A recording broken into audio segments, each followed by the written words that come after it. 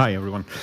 Before I start, I'd like to introduce myself a little bit. I'm Arne. I'm the CSO with esports.com. That's a new community platform in esports. And we just started earlier this year, actually beginning of this year. Before esports.com, I was actually with ESL. We heard that company name a few times today. I was running the strategy for ESL, working with big partners like Microsoft and Intel, for example. We implemented the tournament solution, ESL's tournament solution, into the universal Windows platform, so you could play tournaments right from within Xbox as well, not only PC. And I spent many years at Intel and in game development and publishing before that. Few questions about the audience here. How many of you are game developers? Okay, less than I thought. How many of you play esports type of games? Yay, more than I thought. How many of you actually watch esports tournaments and matches? Pretty much the same amount. Cool. So I'm going to talk, my talk is going to be a little more high level than what we heard from Nick, but I think it's actually a very good part of trying to understand where esports is coming from and where it's possibly going.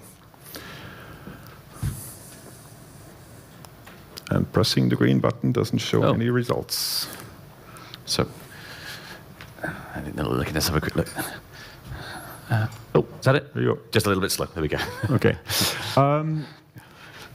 Some of you may remember that the beginning of esports wasn't actually esports because that term didn't exist back then. But hundreds and thousands of people came together and actually connected their PCs to create LAN parties where they would play the whole weekend, sleeping under their desks, eating pizza and drinking Coke, which probably some of you know what it feels like, but there was no organized structure in that segment. It actually, even later when esports became esports, so competitive playing became esports, it existed only in a parallel world.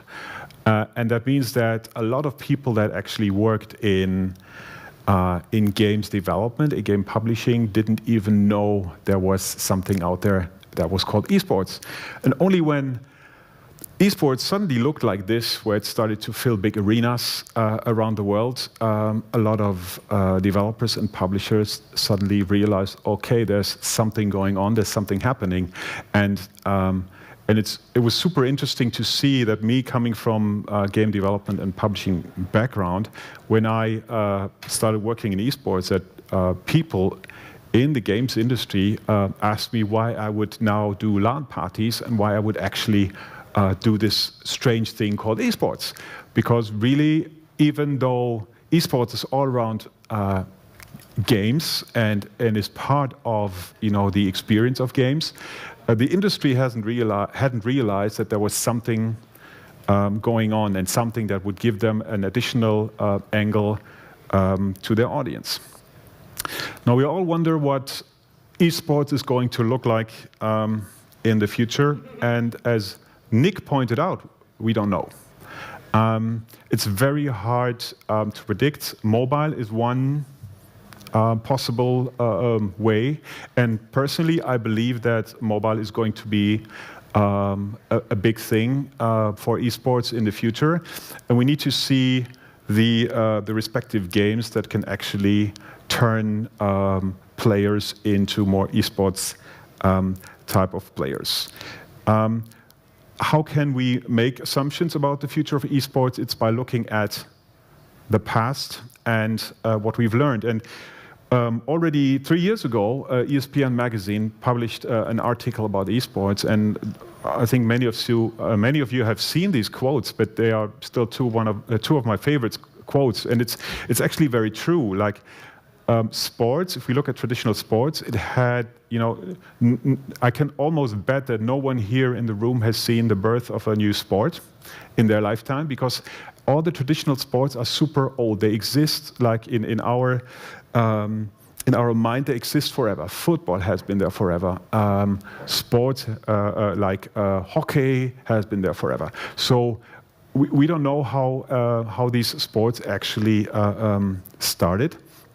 And now we are in an age where we can see ourselves that there's a new way of sports and entertainment actually starting. And it's also something that started within the community. Esports was not made up by people sitting at a round table and putting some numbers together. It actually started in the community, and it was invented and developed by the community, by gamers.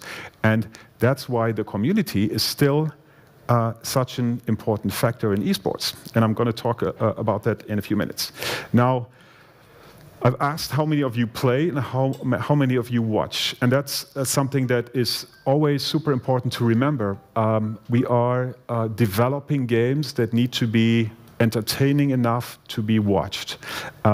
The matches themselves, but also everything that will coexist around the matches, like in traditional sports where people talk about player transactions, about players' lives, and their individual performance.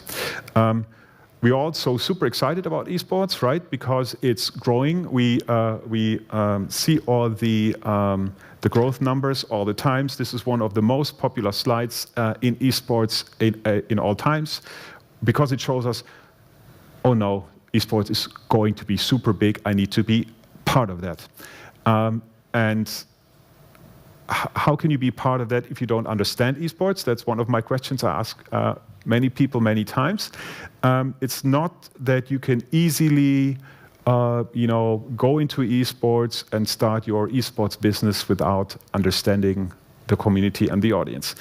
I'd like to point out some important numbers here, and that's why I assume that mobile is going to be the future of esports, or part of the future of esports. It's because the amount and the percentage of mainstream spectators as well as players is growing. It's growing much faster than the core audience.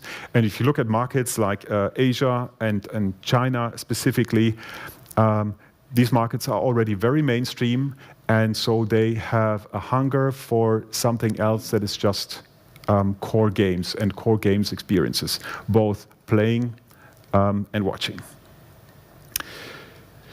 Now, you've seen this one before as well. I think this is pretty interesting for some of you here in the audience, because and Nick talked about this a little bit. How do you actually make money in esports?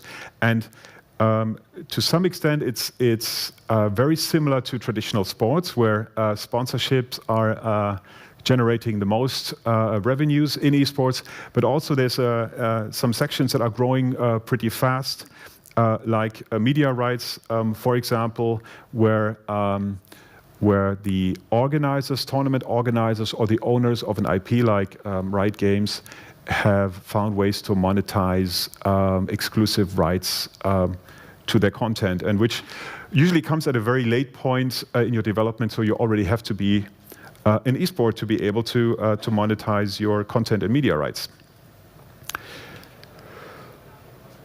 So, talking about the professionalization of esports, this is kind of where esports is heading right now, and we see traditional football clubs coming into esports, and they are in some areas competing with homegrown esports teams. But also, I think we'll see some very specific traditional sports leagues in the future that are actually carrying out esports. And something I'm personally very interested in is that we've seen esports grow very fast, very quickly, to become like these type of Champions League, Super Bowl events, where we have millions of online spectators, where we have tens of thousands of people in an arena. Now, at that time, esports was so successful, and everyone was just looking at these big lighthouse events. We kind of forgot to look into where esports actually came from. So the grassroots, the amateur, the hobby players that have the same interest in games and playing, but probably not from such a core and extremely enthusiastic perspective. So if you compare it to traditional sports, there's so many sports clubs out there that are not connected to the Super Bowls and the Champions League. So in every town almost you have sports clubs, you have football clubs, and people following their hobbies. And we currently see the same initiatives and the same things happening in esports, where in every bigger city in Europe and in the world, we have either specific esports clubs popping up, or we have universities or even high schools starting their own esports teams. So in the future, we will see a lot more leagues and league structures that are not based on the high end, but on the mainstream. And that's actually the entry point for those that want to become part of esports. You don't have to try to address this high-end supercore audience in the beginning, but you can try grow with it. So as a game developer, for example, if you're able to catch the grassroots audience, that's a way how you can progress into higher levels and become more successful in esports. Of course, we see traditional media picking up the esports topic quite intensively at the moment. So they are thinking about new formats, new programmatic content that is different from a 5 or 6 hour Twitch stream. And even when you're a core user, it can be pretty difficult to spend all of your Sunday just watching one tournament. So people long for additional content, what is called shoulder content in the media industry, that will still provide them with all the information and with everything they want to know about their sports. So that's an opportunity for media companies and for new platforms to actually establish themselves in esports. And it's probably still kind of true that our assumptions from a few years ago that the core user that would actually watch their tournaments on Twitch wouldn't do that on traditional TV, but they would probably watch news sections, interviews, and all that also on traditional TV if there were the respective programs. We see lots of non-endemic brands, so consumer brands like drinks, food, and non-technology products entering the market. So finally, esports has started to compete for the same sponsors like traditional sports. And unfortunately, some of those brands are usually fast food or not very healthy products. But that's where money is being spent, and that's where money comes from. And the millennial and esports audience, of course, is super interesting for those products. I don't have much time left. Now, Nick touched this a little bit in his talk. When we look back at how esports games have started, it was pretty obvious. They had to be online, synchronous gameplay mode, and a skill curve was like the most important thing. So a game that is not primarily skill-based had no chance to become an esport, because people had to grow with the game and become more professional and become more experienced in the game. Free-to-play, we all know, was kind of the opener for esports games, because it would just open up a much broader player base straight away than if you were trying to sell your product. And of course, something that is being talked about all the time, a game can be super interesting to watch, but it's not necessarily interesting to watch and follow. So that's something you have to think about when you develop a game. Now, this all sounds super easy, but it's actually not.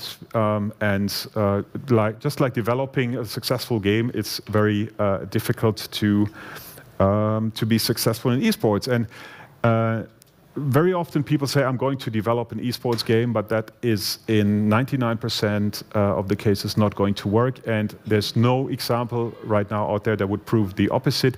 There is an Overwatch, we all know that, which is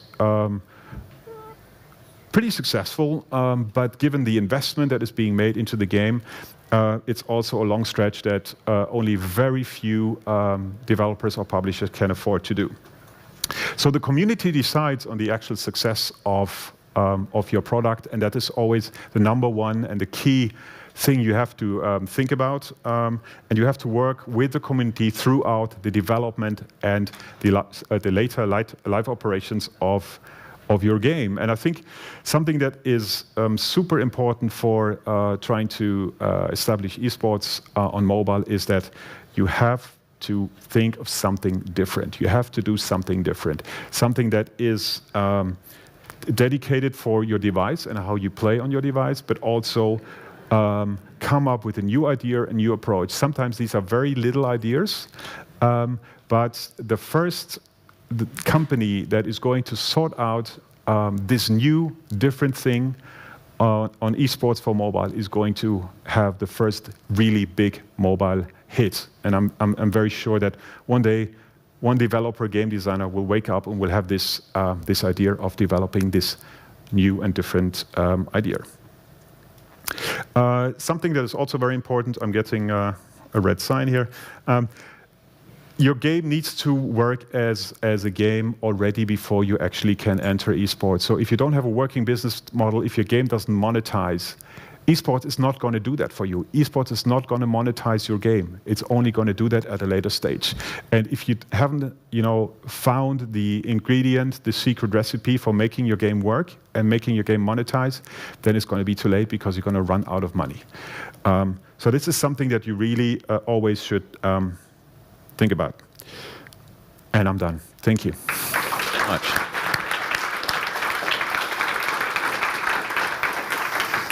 Thank you, Arne. We actually have a couple of minutes if people have questions from the audience. We've got a lot last time. There's one over here, please. Yeah, so we can take a couple of questions if that's all right with you. Hello, thank you for the presentation. I would love to ask, what do you think about addressing attractiveness of watching the game for turn-based games? I think that there are possibilities to make turn-based games attractive to watch, though it's much more difficult. If you look at examples like Hearthstone, I think it's played much more than it's being watched, and it's only being watched by a very core audience that also plays the game. Now, for many other esports games, actually, there's like a percentage of 30 to 40% that are actually not playing the game themselves, but still watching it for the entertainment. And that's going to be much more difficult with a turn-based game. Now, maybe with a turn-based game, you have to put even more effort into the game and the playability of the game itself before you can even start thinking about the spectation side of it. Perhaps another question while we still have a little bit of time? Oh, and there's one over here. Thank you. I was curious to get your take about a particular game that is just absolutely killing it in the esports arena. Can you say louder? Yeah, I was curious to get your take about a game that seems to be absolutely killing it with esports. Like my favorite esports title? Or that's just absolutely doing things correctly in your estimation? That's a very difficult question, and I don't think there's a straight answer for that. Because if you look at how the most successful esports games have evolved over time, League of Legends or Counter-Strike, the developers had to make a lot of very difficult decisions to actually become a better esport spectating game. Now, some of those decisions would actually harm your existing playing audience. So if you make changes to the game, some of your players may just hate those decisions because they're made for making it more easy or easily accessible for people that would watch the game. So it's a very difficult thing to balance between these two different expectations. And I don't think that there's one example that is doing everything right. And simply because it has to grow, it has to evolve. And it mostly evolves with the help of the audience. So the community would tell you what to do right or what you're doing wrong. I'll tell you what, we're almost out of time, but maybe we could just get one little question in from the chap here, and then we'll have to go to our next speaker. Thank you. what do you think about the trend that back in the 2000, 2005, majority of the esport titles were 1 versus 1, like Warcraft 3, Starcraft 1, Quake, Unreal Tournament? Well, when we look today on esports, the biggest games are League of Legends, Dota 2, and Counter-Strike Go. Do you think we will continue with the trend that it will be only multiplayer team games, or we will maybe go back to 1 versus 1 games? I think we will continue to see that trend. Simply, that doesn't mean that there won't be any exceptions, but simply because it's much more entertaining to watch team-based games because there's a strategy, how people play with each other against the opponents, and it makes it much more interesting to watch than 1 versus 1 games. So it's a little bit like in traditional sports, where 1 versus 1 can be entertaining, can be interesting, but the big audience is following those that just have more complexity in the matches.